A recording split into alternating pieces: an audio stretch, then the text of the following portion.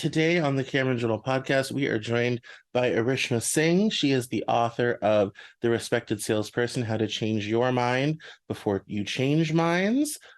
This book is about the sales profession, traditional paradigms, and how to put yourself in the right mindset to sell more effectively, including the innovative Thrive methodology.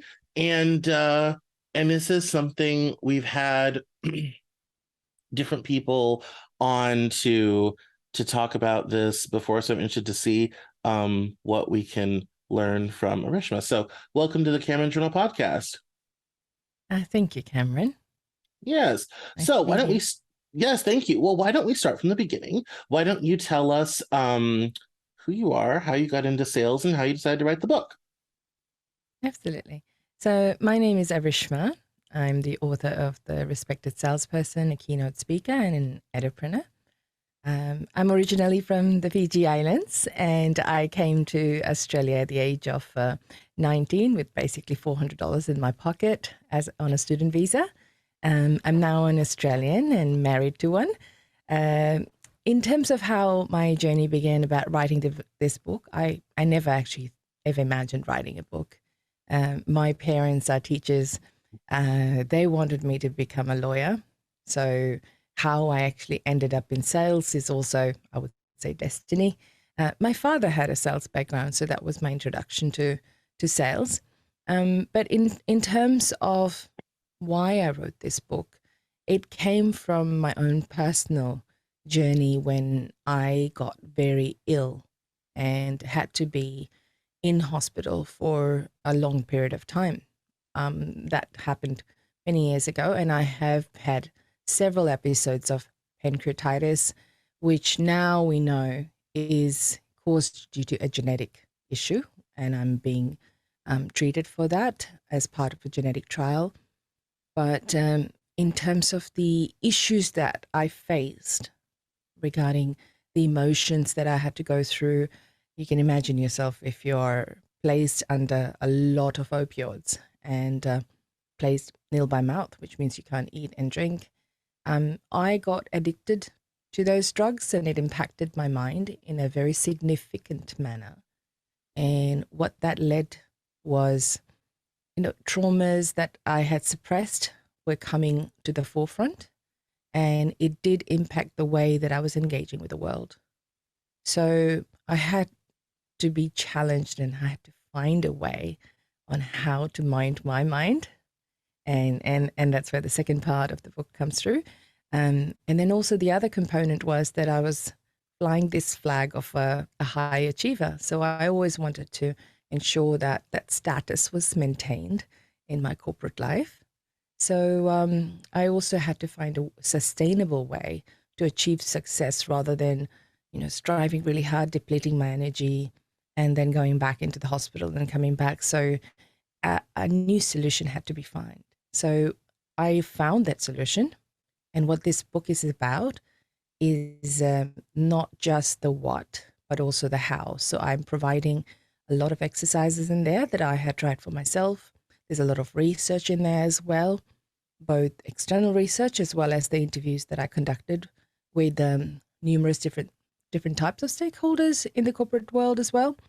And then also there's a tool that is provided as well alongside exercises, so that if anyone that's reading the book can implement it in their life, because there's an app in there, there's a quiz as well. So it's a holistic solution that I wanted to provide, because it took me quite a long time to work on myself and also find something that people can use to achieve sustainable performance without compromising their emotional well-being.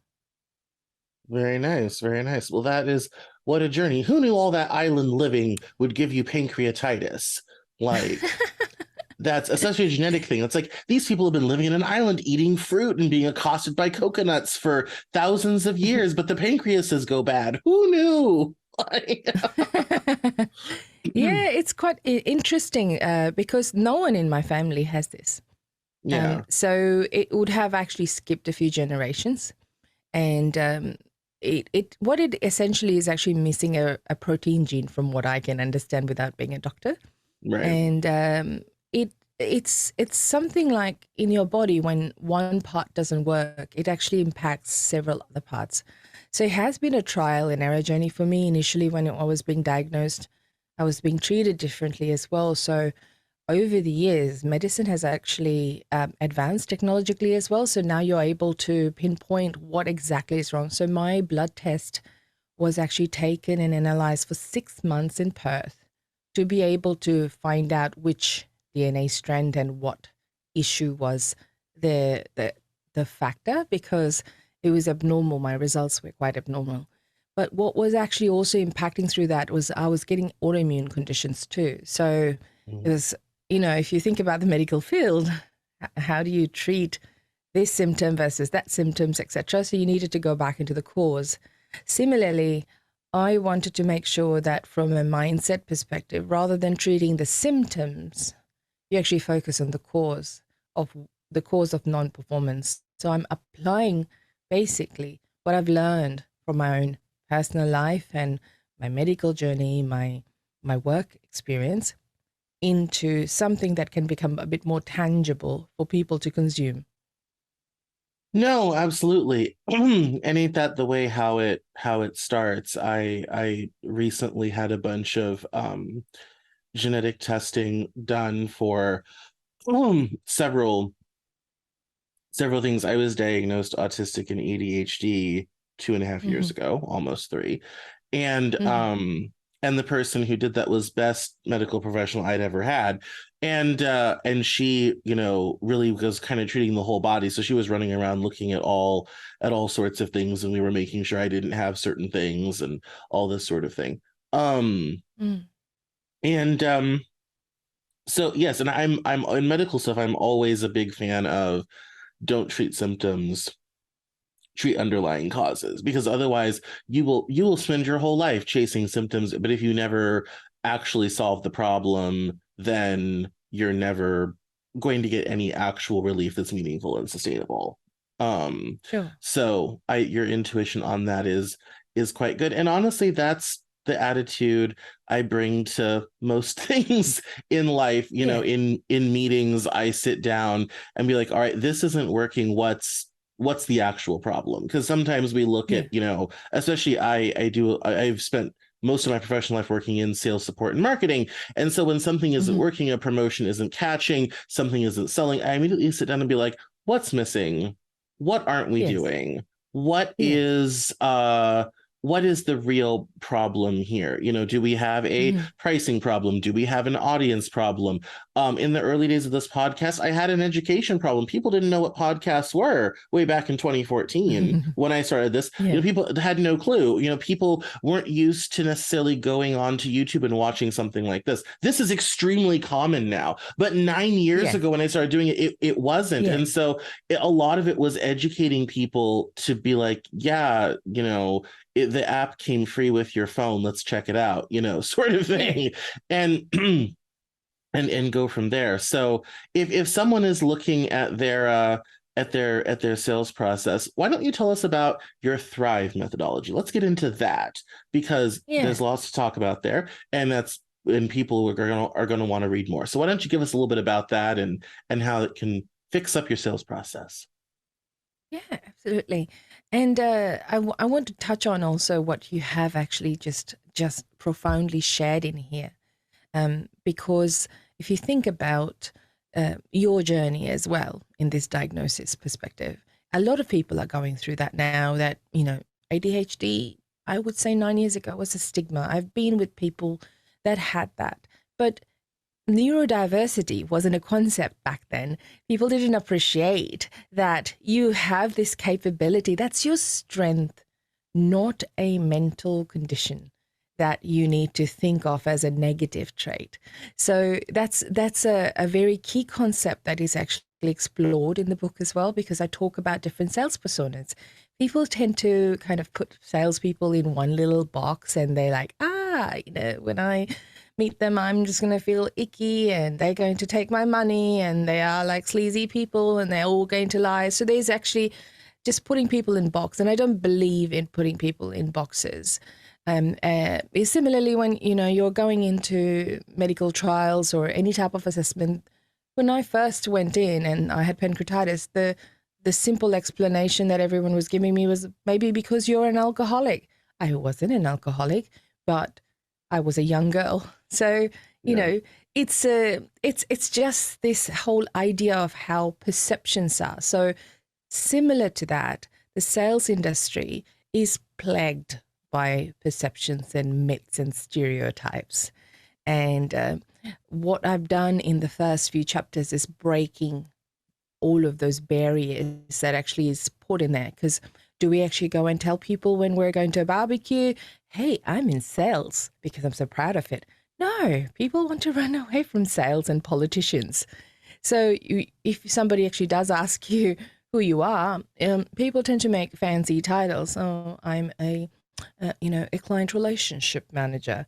So that hides the sales component to it, right? Right. So I just feel like that. Why are we hiding behind something that we're doing as part of our job? That's just who we are. If we have a health condition, that's who we are. There's no need to be ashamed about it. So if we can remove that stigma first and operate from a place of authenticity, then real connections can actually occur. So the Thrive methodology is there to work through, and I'll just run through it, is T stands for timeline and thoughts. How long have you been carrying that thought? And that's not just your conscious thought, it's also your subconscious and unconscious thoughts. Because, we are running through a cycle of repetition in our mind all the time, where 80% of the thoughts that we do have is negative. So then from there, we move into our habits. And looking underneath the habits of like what are the habits that we know of and what are the habits that we don't know about. So again, I'm looking at the mind from all areas. From there, I go into reason. So in psychology, there's a concept called rationalization. So we tend to actually explain or justify what we're doing, even though deep down we know we shouldn't be doing that, right? So those are the excuses that we make. And the I stands for 3 areas. It's instinct, impulse, and imprints. And they fall under the banner of intuition. A lot of people will say, listen to your intuition. But what is intuition really? So I break it down into those aspects. And the imprints part is really important. So you touched on like Fiji people. Why would we actually have an issue like pancreatitis when we're drinking coconut water and having, I would say, fruits? But think about the people that actually did come to Fiji, who are from my background. I'm an Indian. The ancestral story is such that we were brought to that country, and it wasn't a choice that we had made for our lifestyle. So my ancestral I'm African American. Boy, do I understand that. We also were packed up and shipped wholesale. Yeah. So while I haven't lived like that, I mean, I'm a Fiji Islander. I'm proud of that. But my ancestral journey is such that there's some imprinting in there.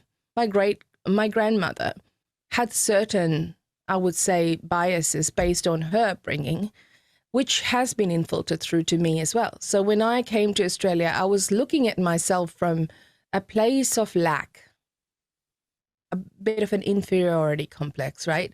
That I'm a woman of color. I'm not supposed to be getting the same equality when I'm actually going for job promotion. So the way to achieve that is, burn yourself, basically, break your back in doing, like proving yourself to the extreme. That didn't need to occur. Not every human being that I came across in my work life were perceiving me like that. Some people don't even look at me as a woman of color. I'm an Aussie. So it is my own imprinting that actually had, I would say, formed certain ways in which how I related to people, and that needed to be dealt with. Then I go into the values. So this is an interesting one because, if you think about money, the value that you actually associate to it, it's not just your own, it's also passed on from the society that you come up with, and what words are you hearing as a child as well. So, in my home, coming from humble background, so money doesn't grow on trees is a common common value that was there. You have to earn for it. And so there's also the idea that, people that actually are rich, they're filthy rich. So do I want to be filthy rich? Or do I think that, no, it's just an exchange of the service that I'm providing. So unconsciously, we start putting some barriers to our success as well, because it's good to work hard and it's good to get by. But if we want to be rich, then we don't want to be filthy rich. So already you've placed a barrier in your mind that you can't be that, because if you are filthy rich, then your own community is not going to accept you the way that you want to be accepted. So that subconscious patterning has to be worked through as well to understand really what's your true value, because what you might have gained from your surroundings might not fit now. So I call that falling under the area of personal branding, which in sales is extremely important, because if you're differentiating yourself from, competition, you need to know what you stand for. And the last component, E, is for emotions and energy. So think about people that are just coming into a room, you don't know them. They have an aura about them. You're attracted to, and they have this magnetic appeal. You just don't know why. Other times you might go into a meeting and, oh boy, you're just drained out. And you don't even know why. They've just become these energy vampires that have sucked the energy out of you. So how are you coming across in a sales relationship and a dynamic? What are your emotions that you're either expressing or hiding? There's a whole plethora of that's basically covered in that particular chapter. So if you follow through that Thrive methodology, essentially what you're doing is working quite deeply into your own psyche, and then you're able to understand how do you want to come across in your sales engagement from an authentic place, not from a fake place. And the minute you actually change that, you're differentiating yourself from other people, and people actually want to deal with you. They don't think that you're icky and yucky and, let's run away from this person. So that's the narrative that I'm trying to change here. No, definitely. What are some of the things that you have sold in your life? I've mostly only sold myself. I very rarely sold other things for other people. I mean, I take that back. I have sold collectibles and comic books and all sorts of things like that. But in business, I tend to have mostly been selling myself. So what are some of the things you've sold? If you're thinking about me as a child, I was very good at making sure that I was asking all family members to give their, beer bottles to me so that I can take that and sell it, clean it and sell it. So that's how my entrepreneurship began. Yes, I also was that kid. I grew up in Denver, which is high altitude, cold and snowy. And every time it snowed, which when I was a kid was sometimes multiple times a week, I knew all the houses that never shoveled their walks and driveways, and guess who was there with a shovel and willing to do the work for a modest fee? Yeah. That entrepreneurship definitely was there, negotiating with my father to say, can you give me your team's soccer, he was actually a soccer coach as well. So all of the dirty clothes, I'll wash it at this rate. So it's kind of, I think, like I'm a natural negotiator. But in terms of my career life, I have been selling software as a service. So I'm in technology sales. Yes. And I have worked for industries that span in both HR and then data area as well. So technology sales tend to take quite a long time to implement as well. So it could range anywhere from 3 months to a year. So they're quite complex solutions. And the type of clients that I work through are your major banks. So you can imagine, dealing with the C-suite and GMs of the world. That's what my background and the army of lawyers sales. for banking regulations. Yes. Yeah. Absolutely. Yeah. No, that's fascinating. That's always I always enjoy hearing about sort of this big because I've never been big corporate. I Mm-hmm. graduated in the 2008 recession, and the message from corporate America was quite clear from a very young age. They were not interested. So I have spent my life on and out on my own, working with small and medium-sized businesses and creating my own Mm-hmm. stuff like Denver Fashion Yeah. Week and magazines and media and all this type of thing. So I always Yes. love people who do the big corporate thing because not my world at all. Um, Yes. what is what do you think led you to be so successful in that environment? I think because my parents were teachers, they had this discipline inculcated in me. And think about the child that wakes up at 4 a.m. in the morning Mhm. every day to study for that particular day and prepares themselves um, before the term starts during their holidays for the next year. So that's the kind of discipline that I had because my mother was a teacher. She always believed in timetables. So that practice had already been kind of in me right from the beginning. I was one of those students that actually did really well, was the ducks of my primary and high school, even in university, the same kind of discipline. But it also meant that I thought that was the only way of doing things, which is like work really hard. The longer hours I work, the better it is for me to do well. So while my success was attributed to what I call the strive mentality, which is, Mhm. I'm talk about the three different mentalities here. One is the survive, which are people that are like, oh my God, how do I survive? You know, I always thought that no, I won't have problems with survival. I just had problems of making sure that how do I sustain my success. So I thought that the strive mentality was like go, go, go, go, go, never stop, because it's coming from a place of lack. And thrive is my personal journey of shifting from the strive to the thrive area. And when I say thrive, think about your mind garden. If you are actually taking out the weeds out of your mind garden and you're nurturing it with nice water, sunshine, love, it naturally has no other way but to blossom. But if you're making that particular mind garden, like forcing it and telling it, you're doing this wrong, you need to do this, da, da, da, da, and you have to work extra hard, it's not going to flourish. Similar concept is what now I've applied into my work life, which is I don't work out of my work hours. I make sure that I have breaks designated.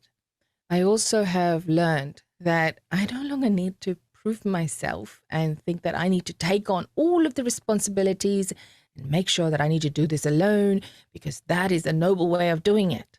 No, I've kind of started understanding that I can delegate specific tasks to people, ask them for help, carry them along in the journey of success so that it's not my success, it's actually a team success.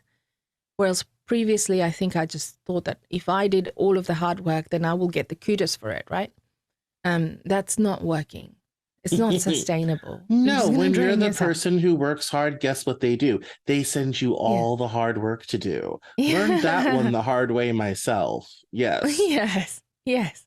Yes. So I think it's with what mindset you're in, right? If you are unconsciously thinking that I know, I mean, yeah, give me all the hard work, give me everything, treat me like crap, I'm your doormat, hello, come here, then that's what's going to happen. That's exactly the area you're going to be, and you'll continuously work hard to get that dime. Whereas if you're in a completely different mindset where you think, I'm actually doing this for a bigger purpose, there are people that can be a part of my tribe that can help me and I can help them.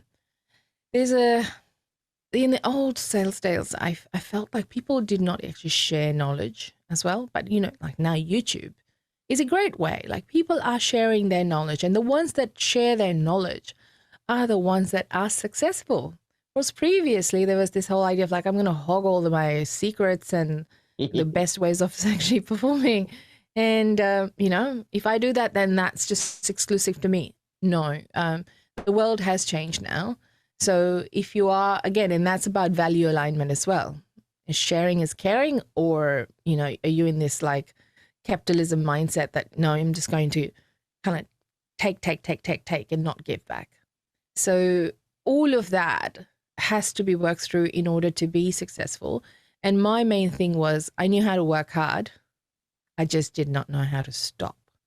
So funny enough, now having a better way of dealing with when I see that, okay, I'm having some issues right now, I'm calling this senior exec, and what is it that I'm actually feeling in my body that is not in sync?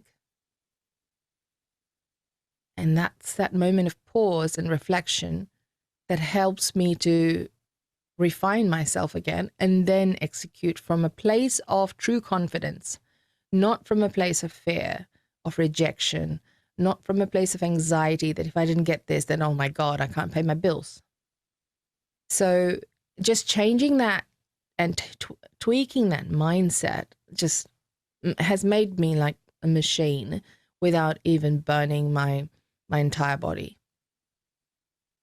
No, I think there's, and it's funny you should be talking about this because that's kind of the transition place that I have hit, although with none of the type of success that you, I'm sure, have had. I've always been, hardworking and industrious and the person who can get the seemingly impossible thing done. And that's the bulk of what I've done for businesses. They come in with this impossible problem no one knows how to solve, and then I solve it for them. And in the corporate world, people get paid a lot of money to do that sort of thing. That this has never come my direction. But I am getting to the place in my life, and part of it is age. I am not 25 anymore. I am 35, of trying to get to a place where it's not all about doing the most, working the hardest, doing what everybody else won't do, sort of thing, and trying to find a different way forward in how I do things. I don't know what that looks like yet because we're still not there. But that is, I've kind of hit that point where I'm ready to shift into a different mode of doing things, but don't know what that looks like yet. Congratulations. That's your moment of pivot. Yeah, but not quite sure to what as of yet, because I have a to-do list as long as my arm. So how is that transition from survive to thrive? How does one make that bridge? Through the Thrive methodology. So they need to actually go through, and in the book, there's so many exercises that I have actually provided for them to start looking at, right? So first of all, your thoughts. Let's just take yours as an example. One of your thoughts that you've pointed out here. I'm not 25, I'm 35. So there's already a thought process there about your age. You've also talked a bit about, corporate versus smaller to medium-sized businesses.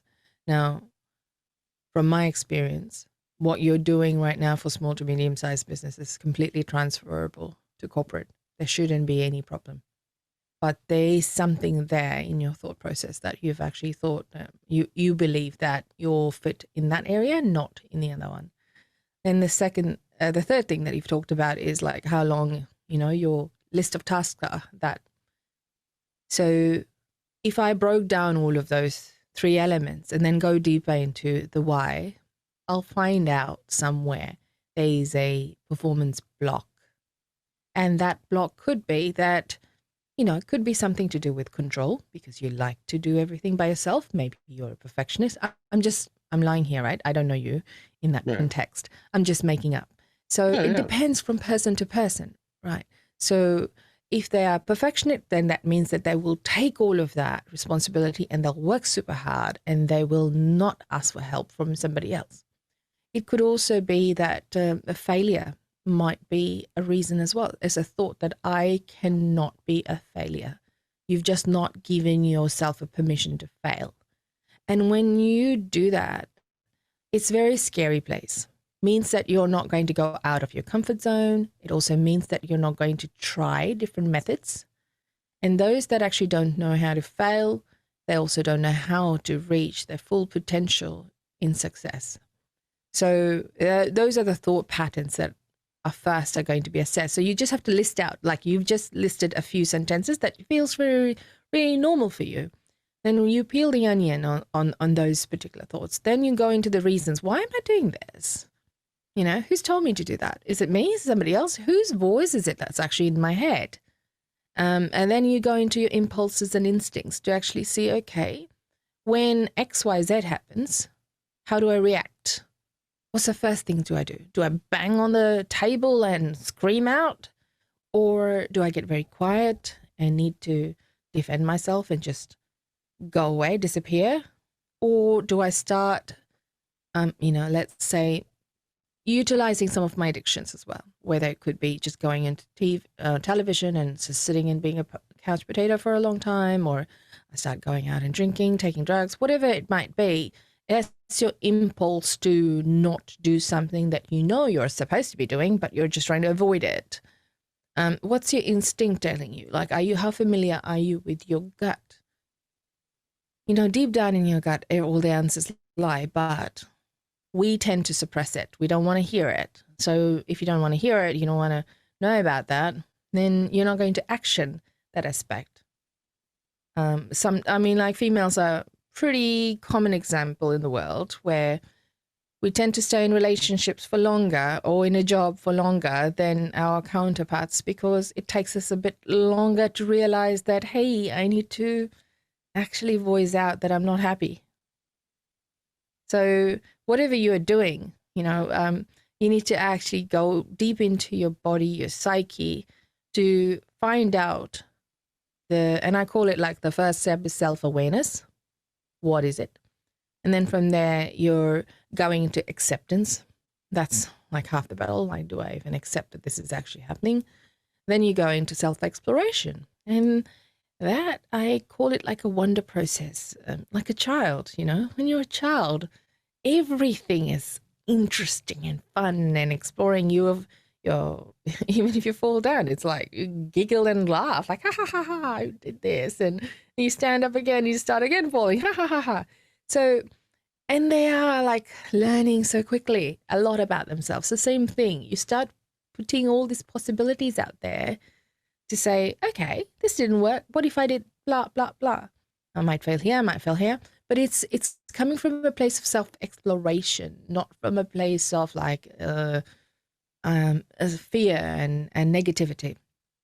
And then you go into the excavation part, and that's where your whole, I would say, the deeper, dark dungeon of your life is, Yeah. that you don't want to actually really face. Yeah. And then change occurs. No, I think that's perfect. I mean, I think that's, I think from a personal development standpoint, I think that's really the heart of this book, is understanding and analyzing a lot of that stuff, and kind of, and then kind of unpacking that to figure out what, what's the missing piece, what is the thing you aren't doing that you could be doing. Yeah. All this type of thing. For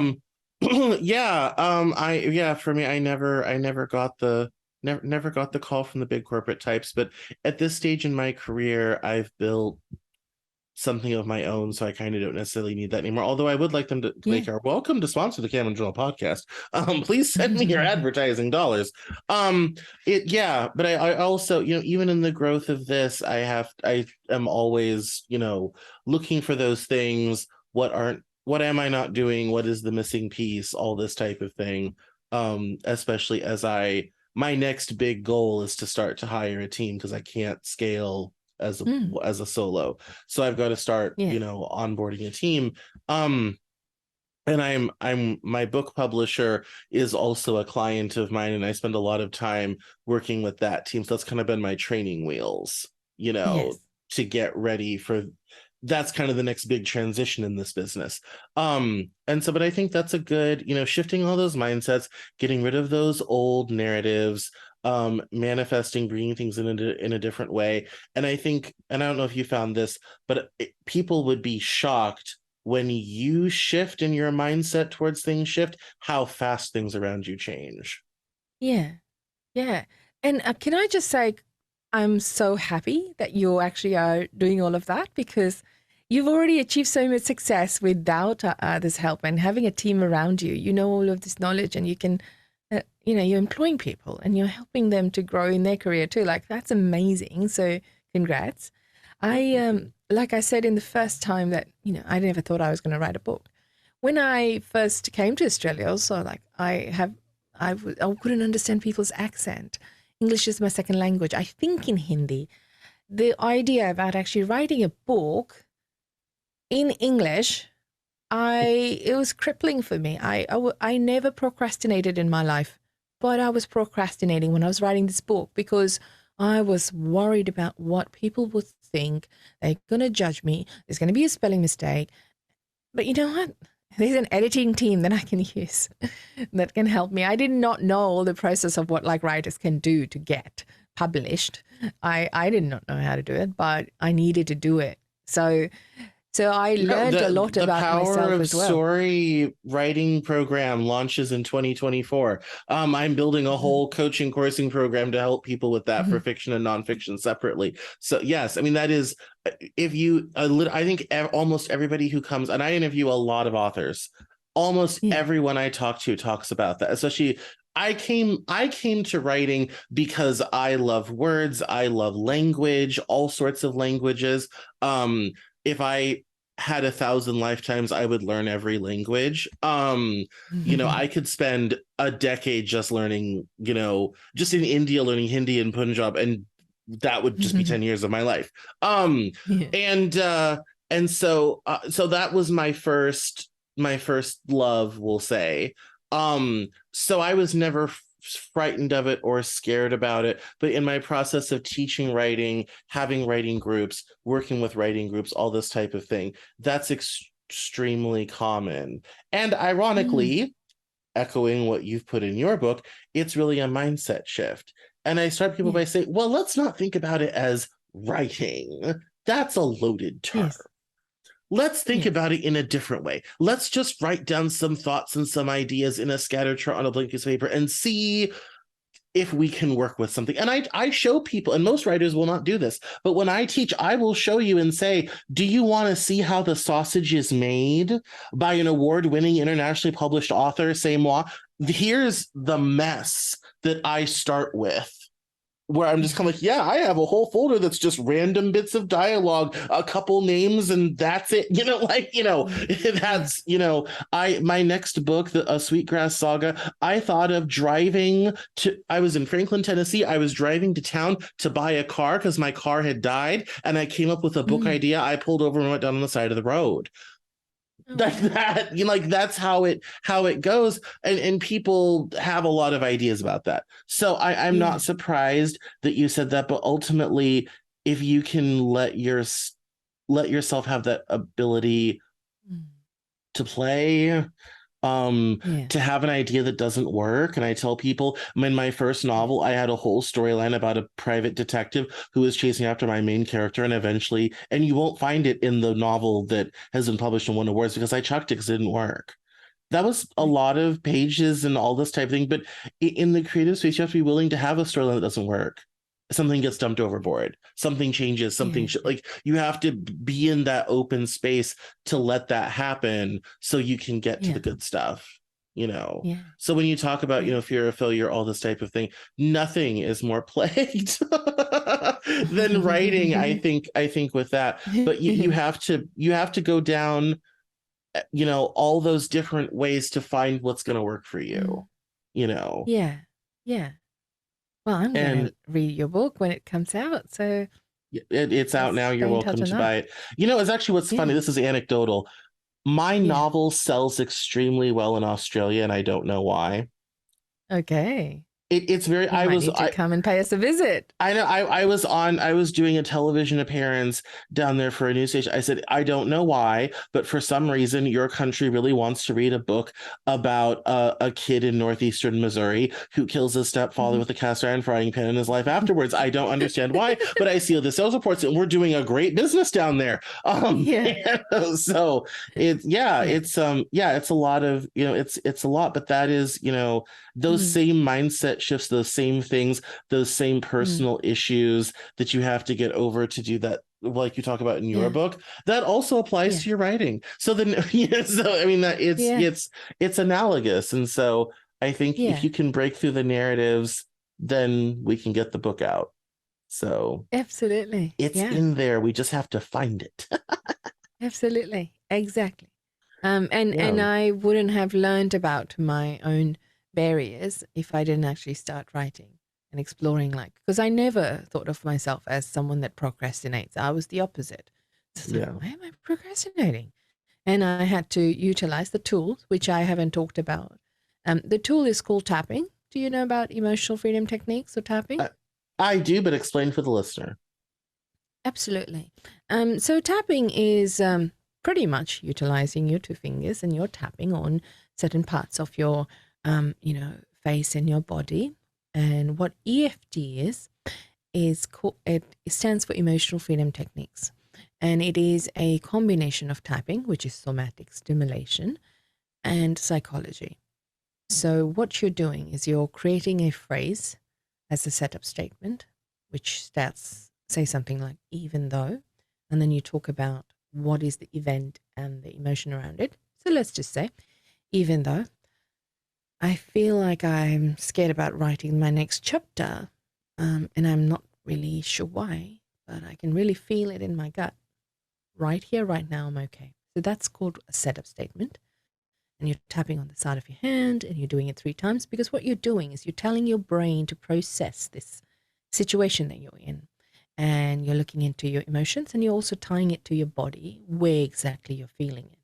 So in that way, it's a very good way to express what you're feeling, and also by tapping at the same time and expressing that, you are sending a calming signal to your amygdala, which is your fight, flight, freezing center. And what it does is it actually calms that stress center down. And when you're doing that, what happens is that your hippocampus also presents you with all of the relevant information that has been suppressed. So that comes to the forefront and you can start exploring that. And also, when you have reduced and calm all your nervous system down, then there's a pathway for your limbic brain to also relax, and then also your frontal cortex to start really utilizing that aspect of your mind, which hasn't yet been, because you've been so scared, fighting your, I would say, your primal fears. So tapping and expressing your truth, the exercises that are in the book, and if you follow all of the procedure, will help you achieve your results faster. And that was my biggest takeaway that I'm providing in this book, is like, you've got a tool that you can apply for yourself. You have the exercises, work through it. And you'll notice that not only are you uncovering all of the issues, but you also are resolving them yourself as well, because all the answers are within you. I mean, Cameron, you've done all of this by yourself. So you are basically holding all of this like amazing knowledge base, and you know what your potential is as well. It's just you haven't got there. So if you found a tool that you can somatically apply and utilize all the correct, I would say, framework to it from the exercises, then all of a sudden you're just unleashing that power within you that you did not really like recognize in the beginning. And that's how you can just lift your game up. No, absolutely. I think that's quite perfect. And I'm gonna have to go flip through to that part of the book and give those a try. Yeah, it's been a journey. My first iteration of this did not go well, and I left and went to work for a while and paid off credit cards and all this type of thing, and then came back just in time for the pandemic to start. That was, my timing couldn't be better. I released my short story collection the day lockdown started. So yeah, that in the same month I got my first literary journal publishing, but nobody cared about any of those things because the world ended. So it was fun. We have fun here. So Yeah, excellent. Well, we've reached the part of the show where we do plugs. Yes. So let us know where we can buy your book and where we can find you online. Sure. My name is Arishma, and you can find me on arishma.com. So it's arishma.com. That provides you all the links to basically free information that is there as an app that you can utilize as well to learn a lot more about EFT and other modalities as well, by the way. There's also a quiz where we all are in sales, not just the salespeople that work for corporates. You know, you as a mother, you're always negotiating with your children to eat their vegetables. You know, you're going out on a date and selling yourself as in employment as well. You're selling yourself in an interview. So I think that free application would help the audience as well, not just the people that are in sales. Yeah. And also on that website, it goes through my book website too. And the book is actually available in all the major digital outlets like your Amazon, Google, Apple, you know, some, I think there's like 700 or so outlets as well. So you just have to type the Respected Salesperson if you want to get a digital copy or a book itself as well. And if you don't want to pay for it and you really want to read it, I don't want money to be a blocker. Please contact me through my website. I'll be happy to give you a free copy of the digital book. Excellent. Well, thank you so much, Arishma, for coming on the Cameron Journal podcast. You've been a delight. Thank you. I've really enjoyed it too. And I'm going to go and look at all the novel and short stories that you've actually published. It must be quite a fun read. You know, in Australia, we do love creativity. You have to come and visit us. It's a beautiful country. Yeah, I have been meaning to get down there, but it's a long flight. So especially now I live on the East Coast of the US, it's a very long flight. But yes, hopefully I'll be able to get down there at some point. Thank you. Thank you so much.